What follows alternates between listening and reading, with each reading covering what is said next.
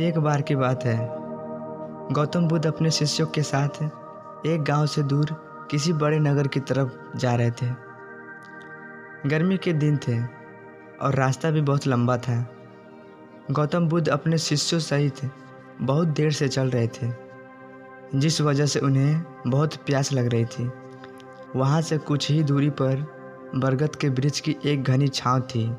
सभी लोग उस वृक्ष के पास पहुँच जाते हैं। महात्मा बुद्ध अपने शिष्यों सहित वृक्ष की घनी छांव के नीचे विश्राम करने लगते हैं। बहुत देर से चलने की वजह से सभी का गला प्यास से सूख रहा था। यह बात बुद्ध जानते थे। बुद्ध ने अपने एक शिष्य को कहा, आप इस बरगद की छाया से 20 कदम दूर जाकर बरगद की 2 बार परिक्रमा करके वापस आओ। शिष्य वैसा ही करता है जैसा बुद्ध ने बताया था।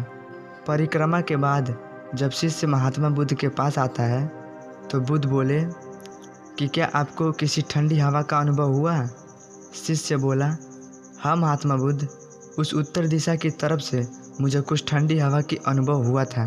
शिष्य की यह बात सुनकर महात्मा बुद्ध शिष्यों से तुरंत बोले कि उसी दिशा में चले जाओ, जरूर वहाँ से कुछ ही दूर पर एक तालाब अवश्य मिलेगा। उस तालाब से सबके लिए पानी लेकर आओ। शिष्य उसी दिशा में जब कुछ दूर जाता है तो वहाँ सच में एक तालाब होता है।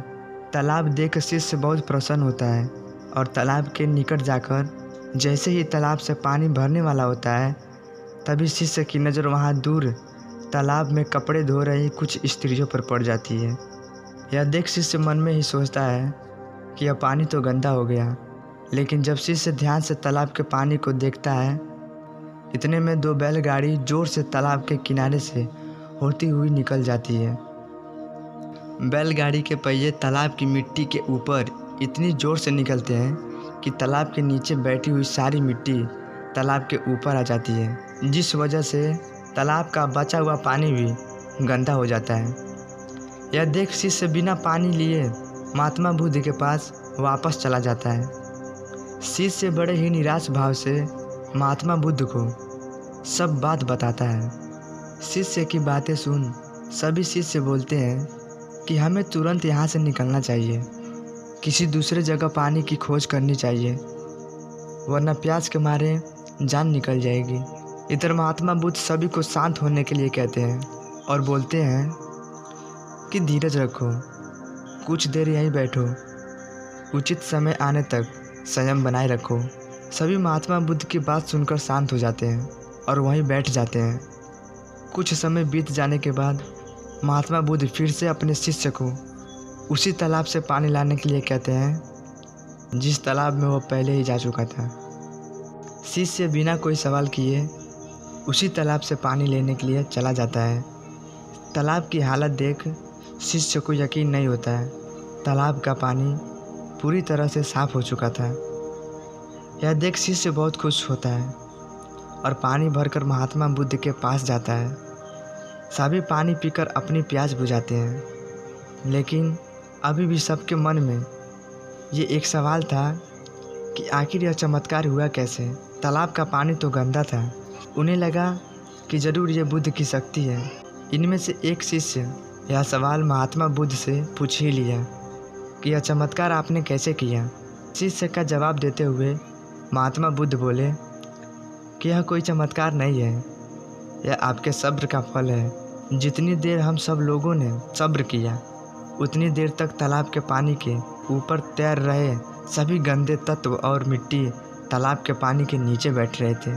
फिर कुछ देर बाद शिष्य जब वहाँ तालाब के पास पहुँचा तब तक सब दूषित कण नीचे बैठ चुके थे, जिस वजह से तालाब का पानी पहले की तरह साफ हो चुका था। तालाब साफ दिखाई दे रहा था। यदि उस समय आप लोगों ने सब्र न किया होता, धैर्य न रखा होता, तो आप सब इतनी गर्मी में पानी की खोज में प्यासे रह जाते और शायद अब तक मृत्यु को प्राप्त भी हो गए होते, क्योंकि यहाँ से अलग कोई तालाब है ही नहीं, और होगा भी तो क्या पानी उसका साफ होगा? नहीं। इन सब कारणों से आप कभी प्यास न बुझा पाते और प्यास से मर जाते। फिर इतना बोलने के बाद महात्मा बुद्ध शिष्यों को एक सीख देते हुए कहते हैं, जैसी स्थिति हम लोगों के समझ आ जाए वैसी ही स्थिति और मुश्किल दौर जिंदगी के हर मोड़ पर आएंगे। तब उस समय भी आपको ऐसे ही संयम बनाए रखना होगा और अपने विवेक से काम लेते हुए आपको एक उचित फैसले के साथ सही नतीजे पर पहुंचना होगा।